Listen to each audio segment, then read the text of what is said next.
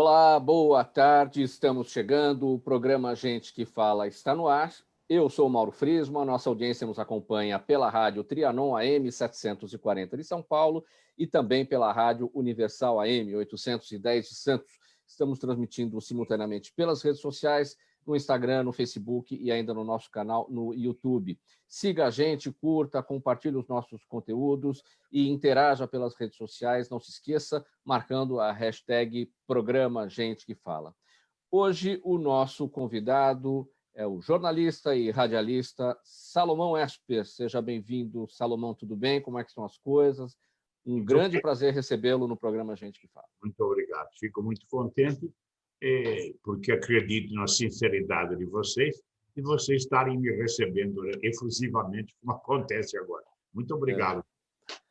Quero agradecer inicialmente os muitos cafezinhos oferecidos a mim ao longo da sua trajetória no jornal Bandeirantes Gente, ao lado do querido Zé Paulo de Andrade. Fico muito feliz. Saiba que ao longo desses anos todos, sempre ouvinte assíduo de vocês, e impossível não acompanhar o jornal Bandeirantes Gente, que traz a sua marca registrada.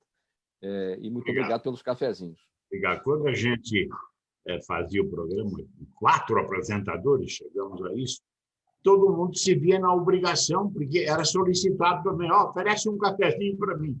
E a pessoa não queria se omitir. Então, cada vez que chegava a hora do café, parecia um programa paralelo, porque levava ali uns 10 minutos cada um, uma coleção para saudar, para cumprimentar.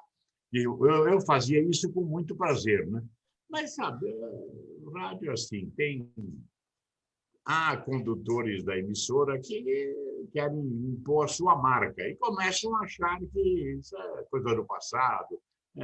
E hoje não há um programa de rádio que não coloque ouvinte no ar, que oferece, cumprimenta até a avó do ouvinte, né? Você tem a avó, toma um abraço para ela também. Não há um programa de rádio, os que eu ouço, e estou ouvindo quase todas as emissoras. A tônica maior é essa mesmo, de fazer essa ligação, como se fosse uma mesa redonda com o próprio ouvinte, né? E, naquele tempo, nós fomos praticamente pioneiros nessa interação, nesse contato, fazendo com que o ouvinte ficasse mesmo integrado ali no ambiente. O tempo passa, a tecnologia evolui, muito se fala o rádio não vai existir mais, o rádio vai morrer, mas não é nada disso. O ouvinte de rádio se sente representado, especialmente nessa condição que você destacou agora, Salomão, quando ele é citado, quando ele entra no ar para falar alguma coisa, quando o nome dele é falado. É muito bacana isso. Então, queriam colocar em desuso uma coisa que ficou prática comum hoje, né? Não há nenhuma censura, eu gosto, felicito quem se lembra que o ouvinte existe a todo momento, né? E que merece atenção. Eu, quando termino a edição aqui do programa Gente que Fala, sempre me despeço, eu falo para o ouvinte e para o espectador, porque a gente tem a nossa transmissão pela internet também, ouvinte e espectador, a razão da nossa presença aqui todos os dias. Eu faço questão de citar essa frase, porque é exatamente isso. Sem a presença do ouvinte e do espectador, o rádio, com a internet, agregado agora, nada disso existiria. Não é? Eu tenho aqui uma pauta preparada, Salomão Esper, para a gente falar da sua carreira e desde quando tudo começou, enfim, mas eu vou quebrar aqui o protocolo, eu vou perguntar o seguinte... Mesmo, porque senão fica repetitivo. Né? Modéstia à parte, consegui tantas entrevistas, eu ia sempre na condição de participante do programa, inclusive no Gente que Fala aí de vocês, né? Mas muitas das solicitações, como é que você começou? A minha história é igual a de centenas de milhares de profissionais do rádio. Cada um começou na sua terrinha, se tinha alto-falante. Se tinha estaçãozinha de rádio, melhor ainda, né? Tinha uma iniciação boa. Eu fui conhecer o serviço de alto-falante, sim, na minha terra, Santa Rita do Passa Quatro. Mas rádio foi em Pirassununga, uma cidade que ficava a 36 quilômetros de Santa Rita, um centro estudantil mais adiantado, que tinha o colegial, e para fazer o colegial precisei me dirigir à cidade de Pirassununga, né? E essas coisas aconteciam sempre, de saber o que é interessante, o que interessa só a um ouvinte e o que interessa a toda a coletividade. São muitas décadas, muitos anos fazendo rádio, falando das coisas boas do Brasil, falando das coisas ruins do Brasil, todas as situações que afligem os brasileiros no dia a dia. A minha pergunta é a seguinte, Salomão: o Brasil é o país do futuro? Você concorda com essa expressão? É interessante que eu li com a cadeira encostada numa árvore ou num poste. Em frente à minha casa, tinha um poste e tinha uma árvore do Ficus Benjamin. E, não sei, eu gostava de ler ali na rua, coisa de cidade do interior, né? E um dos primeiros livros, um presente que eu ganhei, foi do Stefan Zweig, Brasil, País do Futuro. Depois disso, a coisa virou tão sediça que começaram a citar para descaracterizar, para praticamente não concordar com Stefan Zweig. Olha aí, Brasil, país do futuro. Quando chegará esse futuro? Isso nós ouvimos quantas vezes, e você deve ter ouvido muitas vezes, pela descrença, pelo beco sem saída que levaram os nossos políticos, né? Que pensavam mais em si, na carreira, na recompensa pessoal. Quantos e quantos escândalos envolvendo dinheiro nós tivemos no cenário político nacional. Então, se pergunta, esse futuro está demorando muito. É verdade. O futuro está demorando muito. E quando a gente pensa que superou alguns estágios, nós temos uma regressão. Aqui nos leva, por exemplo, falo sem rebuços, o atual governo federal. Era inacreditável que alguém colocado na berlinda, na projeção política por voto do povo, como esperança, fosse o fator desse retrocesso, e não do Brasil, o país do futuro. Salomão Esper, até onde no seu trabalho diário no rádio como jornalista, estava o jornalista Salomão Esper e estava o advogado formado na Faculdade de Direito do Largo São Francisco? Bom, na verdade, eu fiz o curso da Faculdade de Direito e vim para cá com essa missão. Mas o rádio me empolgou tanto que eu posso dizer, sou jornalista, sou radialista e, muito embora tivesse concluído o curso, nunca advoguei. Tenho irmão com escritório de advocacia aqui em São Paulo, né? E eu me lembro que, trabalhando na Cruzeiro do Sul, na Praça do Patriarca, quem descia do prédio à esquerda, 50, 60 metros depois, estava o Largo de São Francisco, da Praça do Patriarca. Do lado direito, nós tínhamos a Rua da Quitanda, do lado esquerdo de quem sai do prédio, a Rua Direita, e a Faculdade de Direito ficava no lado esquerdo da Rua de São Bento, de quem saía do prédio. Ficava no Largo de São Francisco, né? Pela Líbero Badaró, você chegava ali com facilidade. Enfim, eram ruas famosas, conhecidas, e por isso que a emissora de rádio que eu trabalhei era chamada de a emissora do coração de São Paulo, porque ficava na Praça do Patriarca. Só existia esse prédio, com diversas atividades, era um prédio só, entre a Rua da Quitanda e a Rua Direita. Então, duas ruas famosas de São Paulo, a Quitanda já tinha algum ensaio de contas, de estabelecimentos bancários, e a Rua Direita era só comércio com aquele conglomerado que se registrava aos sábados e domingos ali na Rua Direita. Você tinha até aquilo que no interior, o lugar, a praça em que a gente anda no interior, as mulheres no sentido e os homens no outro, para facilitar o flerte, né? Ali você tinha a mesma coisa na Rua Direita. Rua Direita é um local no feriado, ser lugar de namorado, de procurar namorada, de conhecer pessoas de ver movimentação, deixava de ser comercial para ser social. E eu devo dizer a você que o rádio me tirou praticamente dos delírios de escritório de advocacia, de advogado, de tribunal do júri. Agora, que eu tenho orgulho e satisfação e gratidão, eu tenho. Porque até a própria carreira que eu escolhi antecipadamente, antes de me formar bacharel de Direito, essa carreira me ofereceu tantas e tantas alegrias.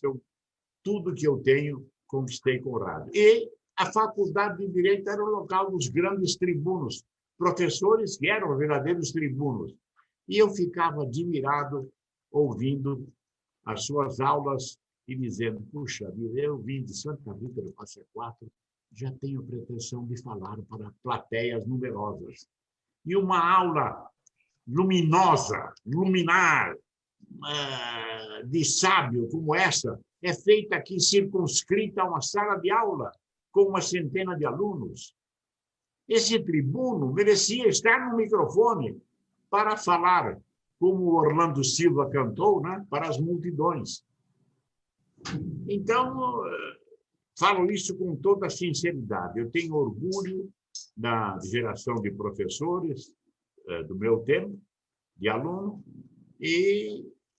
mas a minha paixão pelo rádio era tão grande que, convocado para fazer um programa de auditório na Rádio Cruzeiro do Sul, com a volta do radialista político de insucesso, ele mesmo dizia isso, Manuel de Nóbrega foi eleito com votação consagradora, e naquele tempo, quando o cidadão tinha uma votação, achava que ele ia resolver tudo, que era o presidente da República. Hoje nem o presidente resolve. Só é o fator de retrocesso, né? Então, você imagine a alegria de saber que, bem ou mal, eu não falava, né, para meia dúzia de companheiros, de conterrâneos, e falava para mais gente que eu desejava fosse a plateia desses professores para que aulas de sabedoria não ficassem confinadas a uma sala de aula. Salomão, você citou instantes atrás que o jornal Bandeirantes Gente chegou a ter 4 apresentadores, enfim, você com o saudoso Zé Paulo de Andrade, tivemos também o Rafael Colombo, hoje é âncora na CNN Brasil, Fábio Panunzio, creio que você estava se referindo a esses nomes. Eu queria... E o Johnny Betting, ele não pode esquecer, ele teve 2 temporadas. Fascinado pela Globo, ele foi para lá, e não posso dizer que foi uma sortida de insucesso, não. Acontece que ele tinha as limitações da televisão. 30 segundos, 1 minuto para comentário. E o Joelmir gostava muito de história completa. O fato, a sua consequência, se ele colou ou não colou, se a sociedade aceitou, se ficou entronizado nos nossos costumes. Né? E, na verdade, essa comparação que eu sempre fazia é que levava ao orgulho do rádio. Hoje mesmo, acabei de ler que a audiência do rádio aumentou muito com a coronavírus, aumentou muito. Todas as emissoras se beneficiaram. Então, isso é um motivo de orgulho, de satisfação, né? Diante daqueles que sempre anunciam o fim do rádio. Quantas vezes? Você já deve ter ouvido muitas vezes isso. Sim. O cinema, a televisão, tudo ia acabar com o rádio. E, no entanto, além dos depoimentos de ex-presidentes dos Estados Unidos que dedicaram 80% da sua campanha ao rádio, né? Não sou eu que estou inventando. E você vê a importância desse veículo que parece que nasceu para ser eterno, né? Eu destaquei aqui os 4 nomes, o seu, Zé Paulo de Andrade, Rafael Colombo e Fábio Panunzio, porque esse é um exemplo de como as coisas dentro da comunicação, no rádio, funcionam na base da mão dupla, dos mais velhos para os mais novos, em termos de aprendizado, e vice-versa, né? Eu queria saber se esse realmente é o segredo do Jornal Gente, não do ponto de vista da notícia, porque a notícia, todas as emissoras vão dar a mesma notícia, mas do ponto de vista da análise de cada uma das notícias. Olha, você vê, por exemplo, a nomeada do Gelmir vem dele saber trocar em miúdos, né? Toda a nomenclatura econômica, né? Ele é ator até de livro que não foge desse tema, né? Dizer que a realidade é outra, né? Uma coisa é a vã filosofia, a citação, a popularidade, e outra coisa é o cerne da notícia, o que era atrás de bom e de vantajoso, né? Quanto se falou da instantaneidade do rádio, rapidez, isso é inexcedível mesmo. Não há como negar isso, e ninguém nega. Apenas que hoje, podendo ver a fisionomia de quem está falando, tem uma vantagem extraordinária sobre o rádio. Mas ainda há pessoas que falam, eu prefiro não conhecer, ficar imaginando como é esse tipo que invade a minha casa todo dia com irreverência, com críticas, com conselhos, às vezes bons, aproveitáveis, outros com conselhos que muitos ouvintes acham lamentáveis, mas perdoam pelos acertos que eles acreditam na nossa conta. Mas o fato das pessoas hoje conhecerem a fisionomia de quem está falando no rádio, para você, é um incômodo, não? É tudo bem, tudo tranquilo? Foi menos do que o rádio, mas na Bandeirantes tivemos oportunidade de fazer muitas vezes a televisão, até o jornal principal da emissora. Sim. Eu me lembro que quando os titulares eram outros, né? E tinham direito a uma folga, lá na folga já chamavam o Salomão para ir lá substituir. E depois nós tivemos um programa muito importante na hora do almoço, em que todos os jornalistas da Bandeirantes compareciam, que eram titulares da notícia, na hora do almoço. E o Maurício Loureiro Gama, que você também conhece, né? Que foi uma figura proeminente do rádio, Maurício comandava eu chamava de Demônios do Círculo Vermelho, que era um filme sério da nossa mocidade, da nossa meninice. Ele ficava no meio, numa cadeira giratória, e apontando um e outro e chamando para comentar o assunto do dia, cada um dar a sua opinião. Você imagine, com 10, às vezes 20 participantes, Maurício Loureiro Meira, num trono giratório, comandando, chamando um e outro. Imagine, então, você a repercussão e como cada um tinha a sua opinião. O Joelmir Betting, no rádio, a gente podia interrompê-lo, né? Ele estava falando, e ele fazia de conta que estava ouvindo, mas, na verdade, ele tinha um roteiro e ele não abria mão de terminar o assunto. Você podia inventar, ficar bravo, começar a discordar. Ele tinha começo, princípio, introdutório, meio documentário e o fim.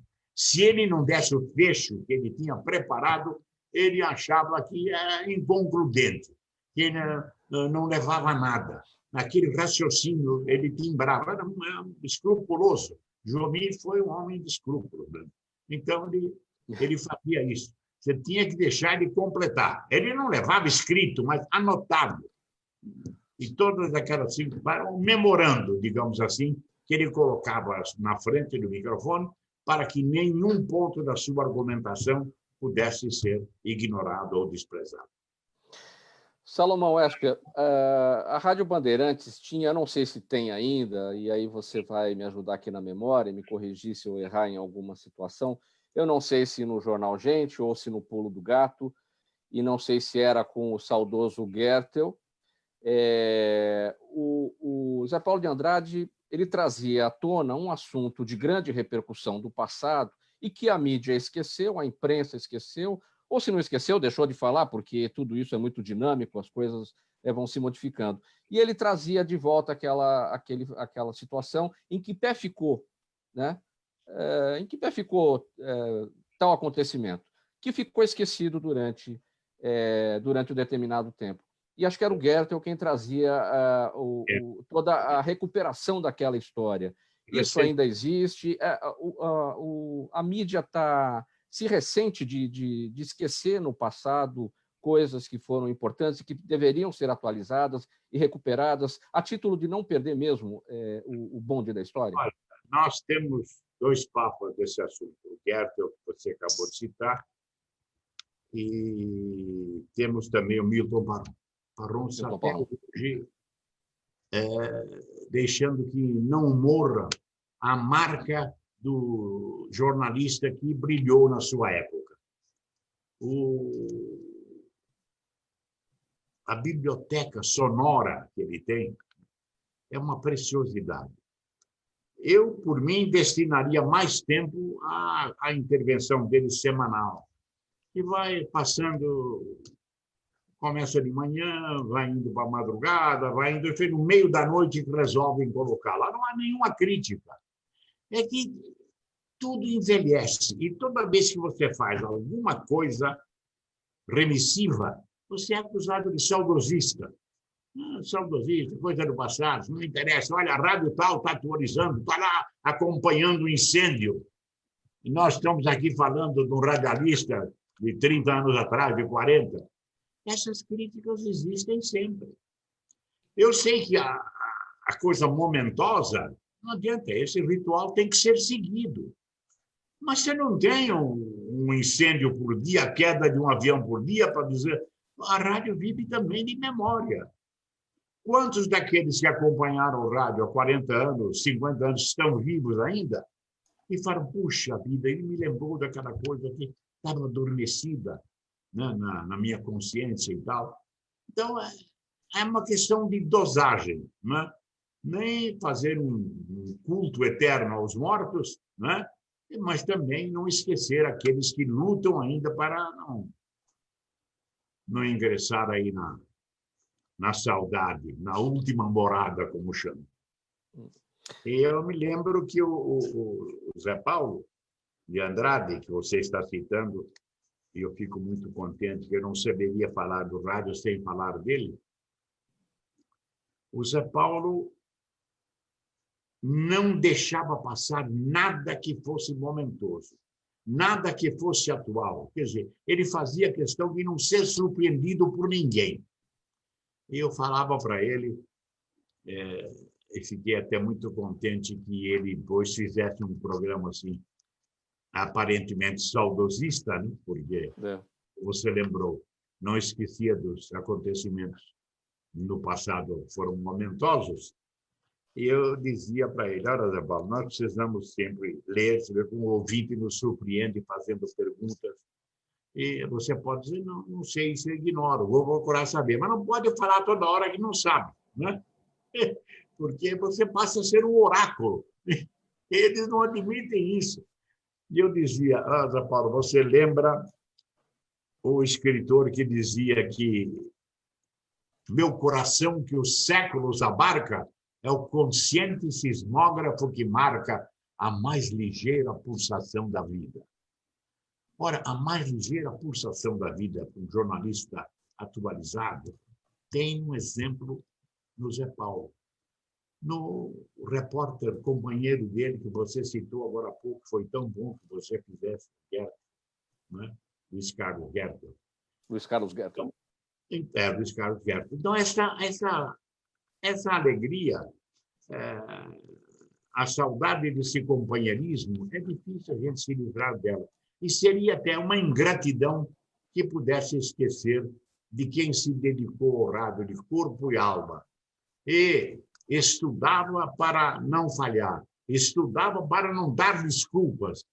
Estudava como? Se informando, acompanhando os acontecimentos do dia, da semana, e comparando com acontecimentos do passado, quando o caso era pertinente. Então, o Zé Paulo foi um irmão e um companheiro. Você se afastou do Jornal Gente ou deixou o Jornal Gente por quais razões, Salomão? Bom, eu acho que entrei na lista dos veteranos que deveriam ser substituídos. Foi muito carinho, muita atenção, muita dedicação, entrevistas seguidas, homenagens. Mas eu acho que estava chegando a hora. E a gente vai percebendo isso. Vai percebendo isso. Costumeiramente, você é assaltado por novos diretores que vêm com muita fama e que começam a querer inovar. Então, não, tem um fulano ali com 18 anos, que é bom, tem um com 22 que está na concorrente, está louco para sair, né? E nós vamos ficar com gente de 70, de 80. O Zé Paulo sentiu isso ultimamente, antes do seu falecimento. A gente tem que ter a coragem, a sinceridade de reconhecer isso. O jornal Gente, eu deixei, era meu propósito ao completar 90 anos, já tinha anunciado para todo mundo que eu ia parar e aposentar. Mas não me deram a oportunidade, 4 meses antes de eu completar os 90 anos. Foi sugerido que eu fizesse um comentário à tarde, com toda a liberdade, o que eu quisesse falar. Que me levava a pensar, bom, naturalmente em horário, outro horário, e não é o horário que os políticos acompanham, que os governos dependem e podem pressionar a emissora, né? Fazer um comentário com toda a liberdade à tarde não era a mesma coisa de fazer um comentário no horário que o rádio tradicionalmente destinava a notícia, a informação, a contestação, né? Eu acho que pararam comigo 4, 5 meses antes. Não no rádio, eu fiquei fazendo um comentário, mas no jornal Gente, a que você se referiu, né? Como vinha acontecendo com o Leporassi, como chegou a acontecer até com o próprio Gelmir. Isso é a história de todo mundo. Todo mundo sabe que chega um momento que é a hora do basta. Quando você tem autocrítica e você sente, olha, eu não quero continuar aqui por gratidão, por isso, por serviços prestados, né? O rádio é dinâmico mesmo, então ele tem um pouco de saudosismo, mas ele não pode resistir aos ímpetos da vida moderna e da novidade até na comunicação. E, Salomão, 2020, nós não vamos fazer aqui uma retrospectiva, evidentemente que não, porque senão vai ficar tudo muito deprê, como se diz no popular, mas não dá para não falar de pandemia, não dá para não falar da passagem do saudoso Zé Paulo de Andrade, citamos aqui Luiz Carlos Gertel há poucos dias. Enfim, o que representou 2020 para você? Aqui estamos no final do ano, e sem uma retrospectiva, evidentemente, mas a gente tem que fazer um balanço, vai. Pois é, estamos ainda esperando o país do futuro. Isso não significa descrença, não. Acredito que esse dia vai chegar. Pela pujança do Brasil, pela sua capacidade, né, de responder a quem planta. Aquela história da carta de Pedro Álvares Cabral, e se plantando tudo lá, na terra do Brasil, isso é uma verdade hoje. A nossa produção de cereais, por exemplo, a nossa atividade agrícola, agropecuária, mostram que nós estamos diante de uma realidade. Isso não pode ignorar, não se pode ser ignorado. Agora, a tentação por fazer grandes negócios protegido pelo poder, pela força, é isso que nos deixa longe do país do futuro. Né? Quando você encontra um presidente eleito para redimir o país, que passa a imitar essa coisa nociva que foi o Donald Trump, presidente dos Estados Unidos, o que você pode esperar? Com o ministro das comunicações, ministro das Relações Exteriores, Ernesto Araújo, fazendo o que faz, nos atrelando por sugestão dos filhos do presidente de plantão. ele obedece a tudo o que os filhos falam e consegue não só fazer com que as ações de Bolsonaro sejam uma imposição praticamente dos filhos, como até indicação para o ministério. E o ministro tem alguma ideia, algum vejo político, transmite para os filhos, passa a ser o alter ego do pai e dos filhos. Você vê que é muito difícil a gente se conformar com isso. Essa é a resposta. Assim que nós aprendemos com o Vicente de Moraes. Ele tinha suas preferências políticas. Na fase da Jânio contra Adhemar de Barros, era uma coisa extraordinária ver o Leporassi, que gostava muito de Adhemar de Barros e o defendia contra um Estado cindido, metade Adhemar, metade Jânio. Não é? Então, você tem que entender, ouvir as argumentações e saber da têmpera de cada um. Ele diz, olha, é possível que ele defenda alguém de tantos políticos que foram chamados o slogan de rouba mais faz. Você tem que entender a admiração numa época em que se sabia, mas o roubo não tinha sido institucionalizado como agora. Quando se sabe das consequências do compadrio de grandes empreiteiras com o governo, se verifica como os pecadores do passado tiveram muito diferente pecado venial e pecado mortal. Diz, olha, ladrão para mim roubou um ovo ou roubou uma pepita de ouro, a mesma coisa. Na verdade, não é. Na verdade, não é. Quantas pessoas foram prejudicadas com um roubo no supermercado, enfiar um chocolate no bolso?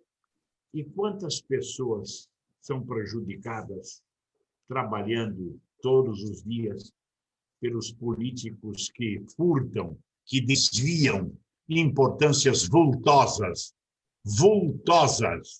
que podem figurar no calendário da corrupção mundial. Ninguém nos excedeu nisso. E essas coisas não podem ser esquecidas, precisam ser ditas. Essa revolta que a gente tem, e às vezes a concordância dos males o menor, na prática, isso não é uma crítica que deve ser feita irredutivelmente. Não é uma condenação que deve ter a mesma importância de outras condenações. Pelo vulto das importâncias, pelo que acarretou no cenário político do país, pelo que impediu da construção de hospitais.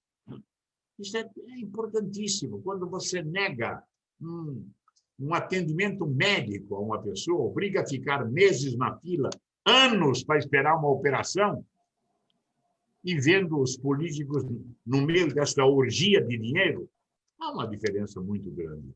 Por isso que eu não concordo, viu, que ladrão é ladrão, seja roubando uma laranja ou assaltando o erário público.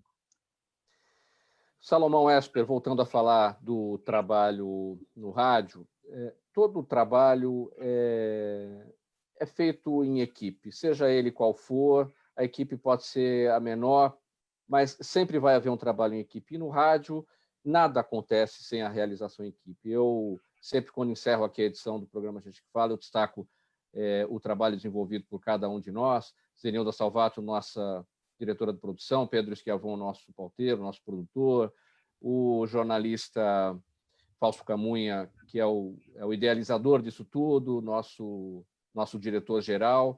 E homens que eu sou sumamente grato por este convite, porque na presença de vocês, na verdade, eu sou mais do que sou. Fico honrado, para mim é uma honraria mesmo, um galardão, esse convite para rememorar com vocês algumas coisas da nossa política, da administração dos negócios do Brasil. E a de Fausto Camunha que eu quero falar, eu tenho certeza que ele me autoriza a isso. Quero fazer uma homenagem a ele aqui, vocês como contemporâneos, o que você guarda de Fausto Camunha, que é o idealizador desse programa, 20 anos no ar. levando informação e ajudando na formação de opinião do nosso público. Mais uma vez, eu referendo o que você está dizendo, né, porque fui testemunha ocular da história. Né? Camunha trabalhou comigo na Bandeirantes. Li muitos dos seus textos, né? E você tem um prazer dobrado de ler um texto bem escrito. Aquilo que a Macan Erickson fez no seu slogan durante algum tempo, a verdade bem dita. A busca da verdade é uma obrigação do jornalista, mas ela tem esse plus, de ser, podendo ser, a verdade bem dita. Melhor com euforia, é melhor que o porta-voz seja uma voz aceitável, né? Que se destaque das demais. Isso tudo é muito importante. E eu, nesse momento, com vocês, passo por essa situação, né? Um reencontro com a solidariedade, com a competência, com a verdade e pelo amor ao rádio. Eu quero citar um outro nome aqui, que é também contemporâneo seu. Eu também tenho certeza que Fausto Camunha me autoriza a fazer uma homenagem. E ele não está sabendo, eu vou falar para ele depois disso que a gente vai tratar agora. Eu queria que você falasse de Luiz Fernando Maglioca. Bom, Luiz Fernando Maglioca é meu vizinho. Em linha reta, acho que não tem 200 metros. Né? Moramos no mesmo bairro. A sofrida aclimação, mas um bairro que tem tudo. Primeiro, perto do centro. Né? Importante, com prédios de vizinhança como o de Higienópolis. Então, há um motivo de orgulho a gente poder morar nesse bairro. A notoriedade aqui maior é a da Vila Mariana. No entanto, eu acho que a aclimação é uma miniatura da Vila Mariana. Mas, não sei se por ser menor, né, é uma joia incrustada aí nesse cenário geográfico de São Paulo e do Brasil. Eu fico muito contente de que você lembrar de Luiz Fernando Maglioca, professor de rádio, que dedica a sua vida até hoje à condução de gente na Academia Paulista de Jornalismo. Não fora ele, eu acredito até que esse sodalício não tivesse mais importância e fosse fenecendo, né, até desaparecer. O renascimento da academia muito se deve a esse trabalho do Luiz Fernando Maglioca, que você lembrou tão bem nesse programa. Eu fiz questão de citar o professor Luiz Fernando Maglioca. Não tem emissora aqui em São Paulo que não tenha a marca do profissionalismo dele, e grande professor de rádio, uma das figuras nas quais eu me inspiro desde o início da minha carreira. Comecei no rádio em 1986, e antes disso já conhecia o trabalho como rato de rádio, como se falava. Eu era um rato de rádio, ouvinte, né? E acompanhava Luiz Fernando Maglioca. Ele sabe disso, e eu quis prestar essa homenagem aqui, com autorização do nosso diretor, certamente do Fausto Camunha, e o seu conhecimento e o seu carinho em relação ao Maglioca. Mas vamos falando de outros assuntos aqui. Salomão Esper, quem que você admira no campo ético? Olha, eu acho que, com a convivência que nós temos... Podem ser familiares também, viu? Com a convivência que nós temos, eu recomendaria, como o poeta ou literato explicou, gostaria que nós, como queria o Guerra Junqueira, beijássemos a peçonha, mas não nos contaminasse. Ele sempre dizia, beija a peçonha e não se contamina. É difícil, é como a Covid. Vai beijar a Covid para ver o que acontece. Então, merece estímulos, e a citação, já que você me convoca com a resposta, podia ser embaraçosa. É essa. se você tiver que beijar uma coisa que aparentemente é condenada por tanta gente, outras nem condenam, né? Pelo menos que esse contágio não nos atinja, para que o sonho do poeta impregne a todos nós. Beijar a peçonha e não se contaminar. Eu no meu discurso de posse da Academia Paulista de Jornalismo, eu dizia que não queria morrer cedo. Se pudesse viver mais tempo, seria bom, né? Mas eu também encarava com naturalidade o tempo que a gente passa de vida e o fim é inelutável. Apenas eu dizia que eu já tinha escolhido o meu epitáfio. Aqui jaz Salomão Esper, finalmente na gaveta. Há muitas tentações na vida de jornalista, principalmente rádio e televisão. Mas eu não cheguei a beijar, mas repeli, não cheguei a beijar a peçonha. Mas posso dizer com orgulho que, de tantas tentativas de oferecimentos sibilínguos, né, que envolviam, claro que envolviam uma complacência com determinados governos, que eu resisti, não digo heroicamente, é uma obrigação. Mas aqui já Salomão Esper, finalmente na gaveta. No campo do conhecimento, o que te traz mais admiração? Bom, se é no conhecimento jornalístico, na política, eu não posso, contra o voto de muitos, esquecer a figura de Carlos Lacerda, extraordinário jornalista, que criticava o comportamento de alguns políticos, chefes de Estado, e diziam, o que ele fez? Ele foi eleito governador da Guanabara. Alguns dos seus maiores inimigos e críticos, quando não inimigos, críticos contumazes, saudaram o seu governo como o melhor que a Guanabara já teve. E eu cito alguns. Carlos Heitor Coni, Arnaldo Jabor. Se você olhar os grandes jornalistas, né, da época, e o Rui Castro escreve até hoje, né, está vivo, não pertence à saudade, felizmente está vivo, e reconhecem em Carlos Lacerda o melhor zelador que a Guanabara já teve, né? Inclusive no fornecimento de água, no que fez o Guandu, no que fez dele. E aparecia dele a história que tinha jogado mendigos do mar. O rio era tão rasinho que não suportava um cadáver, né? No entanto, até isso um político tem que enfrentar. O Davi Nasser dizia que o Carlos Lacerda não tinha amigos, tinha instantes de amizade. E fatalmente haveria uma briga, uma discordância, o Lacerda passaria a se insurgir.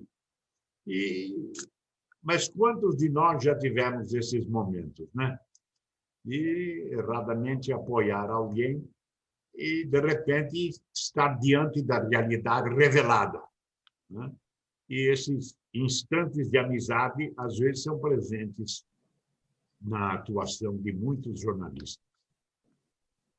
Eu sei que eu estou me alongando muito, já está na hora de terminar. Não, ainda temos aqui 15 minutos de boa conversa. Está passando rápido, mas ainda temos esses 15 minutos. Pode concluir. No rádio, quer dizer, no jornalismo, quantas e quantas figuras? Nós somos diversas. Mas eu cito aquele que jornalista utilizou o rádio com uma sapiência, uma eficiência poucas vezes alcançada. Diante dele, até o apresentador das suas palestras, o Raul Bronini, que era um extraordinário locutor, se sentia diminuído ou engrandecido pela oportunidade de estar sentado na mesma bancada com ele.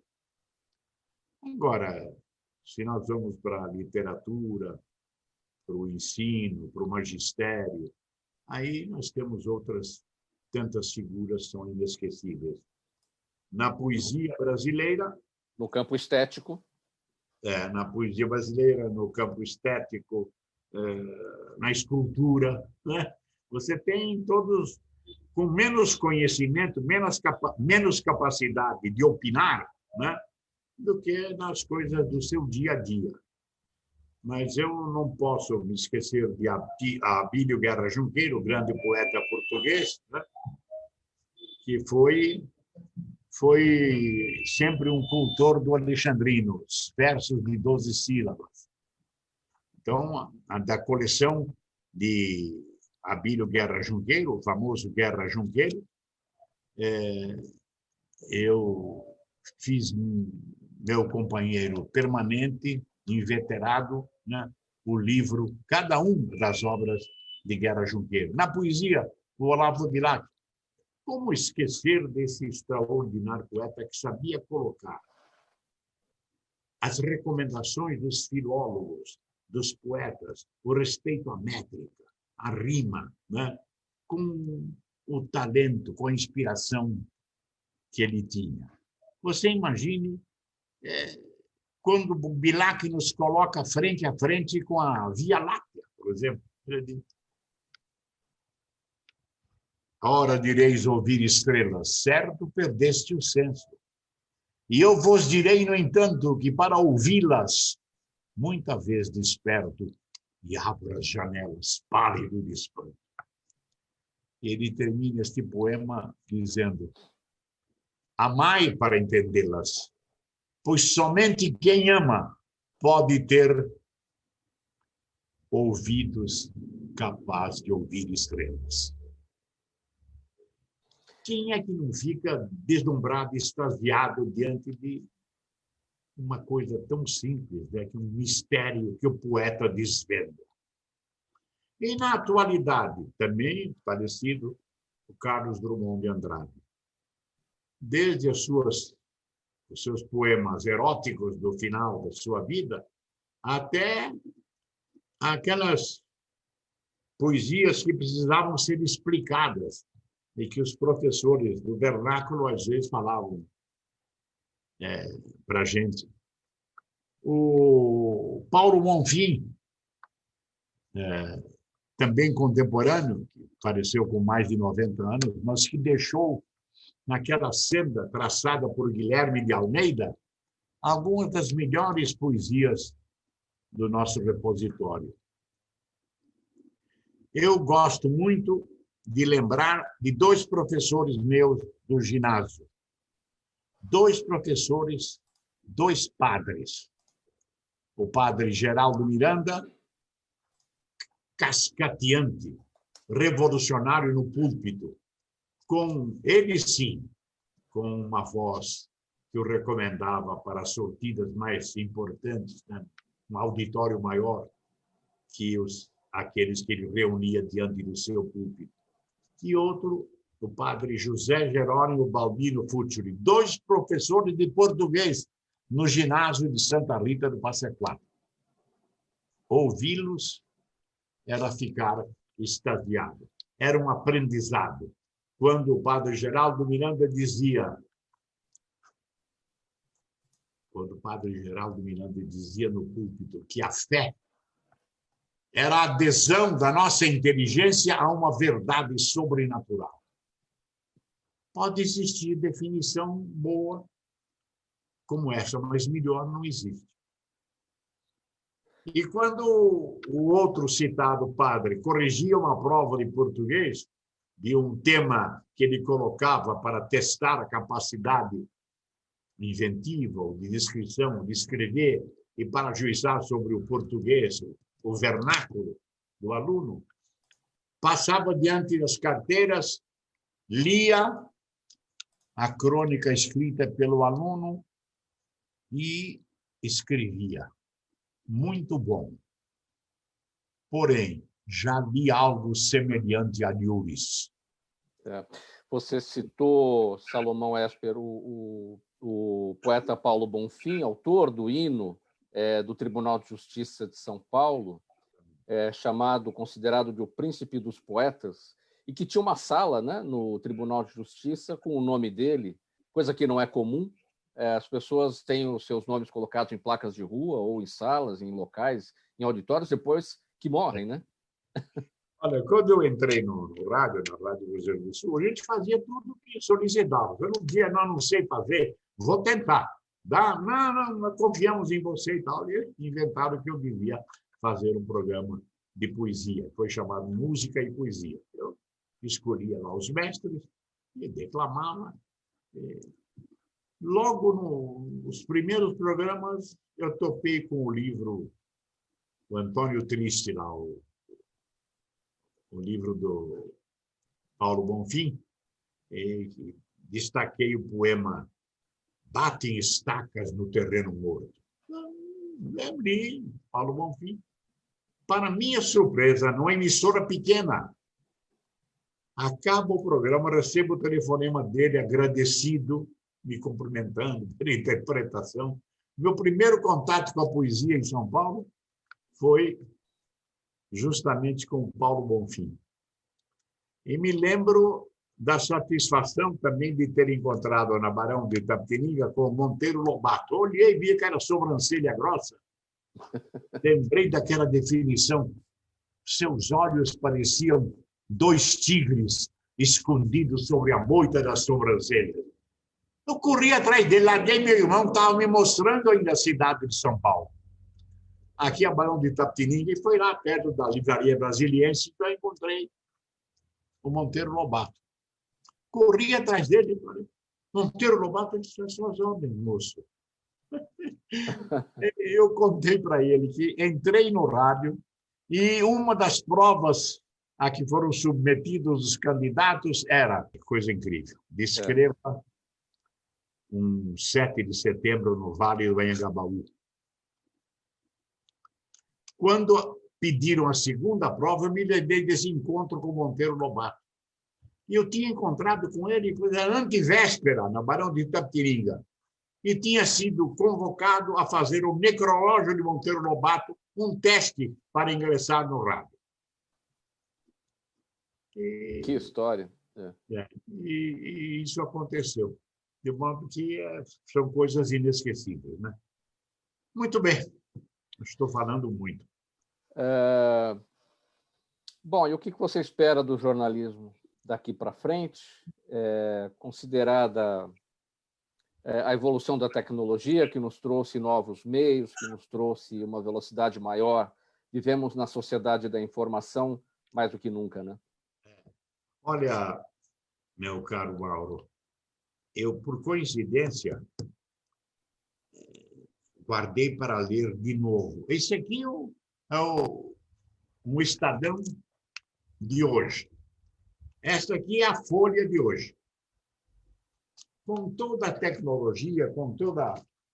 Aqui eu encontro na Folha. Deputados e senadores já veem brechas para reagir à eventual manobra do Supremo Tribunal Federal. Supremo julga a possibilidade de reeleição de Maia e Alcolumbre para comando do Congresso, prática proibida pela Constituição. Ué. Notícia velha, né? Notícia velha. Jornal de hoje? Hoje, sim. Segunda-feira, 7 de dezembro. Está aqui. E o Estadão. Supremo, e manchete também. Manchete também. As reeleições de Maia e de Alcolumbre. Isso aqui não foi intencional, não é uma falha do jornal. Os jornais que têm 500 mil exemplares ou mais, eles vão tirando as edições, né? 8 da noite, 9 da noite, 10 da tarde, última edição. Né? Naturalmente, o Estado, o jornal que chegou na minha casa, que eu assino, já era da penúltima, última edição. E a Folha deve ser da primeira, né? Do dia. Ainda não tinha esse comentário sobre da Júlia Scheib, Renato Machado e Tiago Rezende, sobre deputados e senadores e já vem brechas para reagir à eventual manobra do STF, essa matéria tem essa explicação. Então, um jornal dinâmico, vibrante, noticioso, vanguardeiro em tantas e tantas coisas como a Folha, não vai ser, olha aí, notícia velha, jornal, né, envelhecido, como fazem julgamento dos radialistas também. Então, isso aqui precisa ser lembrado. E aqui encontrei também, justamente hoje, um assunto, uma questão de português, né? Sobre uma palavra um verbo que hoje a gente se diz sem nenhuma possibilidade de erro, que é um verbo defectivo. Tem tempos que ele não tem, não adianta ser. Né? E fica a discussão. E tem gente ilustre no rádio e na televisão ainda utilizando verbos defectivos como se fossem de uso corrente e certo. Continuam saindo desses mesmos números que eu estou vendo. Qual foi o verbo que você encontrou aí? Exatamente. A palavra, o verbo adequa. Eu tinha certeza que você ia falar isso. Eu tinha certeza que era essa palavra. Nunca existiu. Né? No meu tempo, até, ensinavam que era adequa. A Folha publicou isso agora, adequam.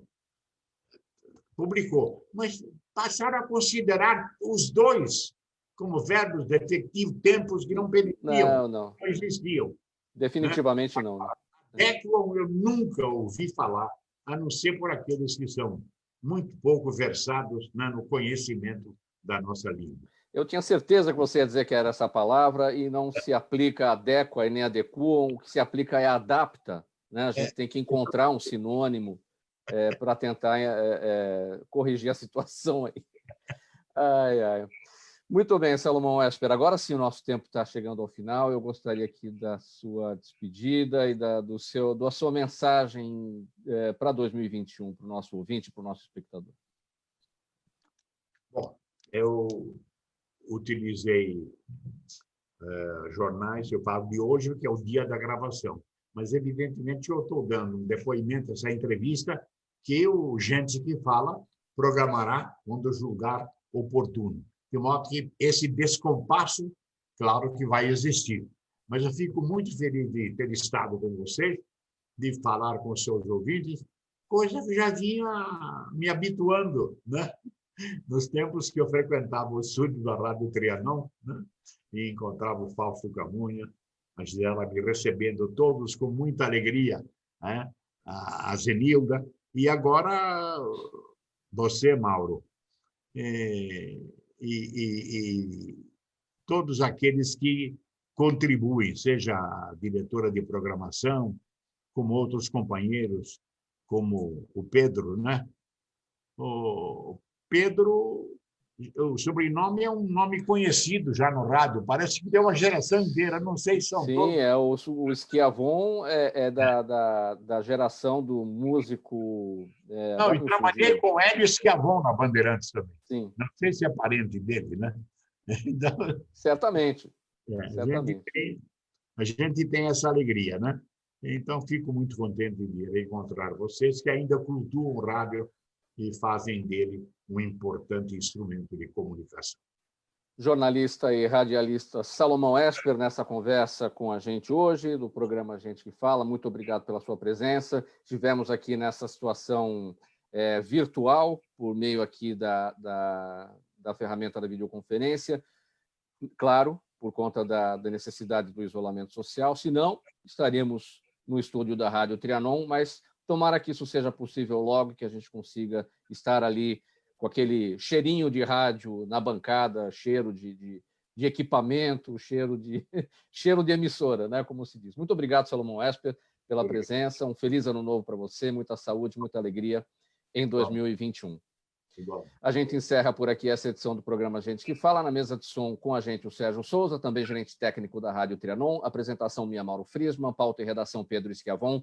Diretora de produção Zenilda Salvato. Fausto Camunha, nosso diretor-geral. Do outro lado, você, ouvinte, espectador, a razão da nossa presença aqui todos os dias. Obrigado pela audiência. Tchau, até amanhã.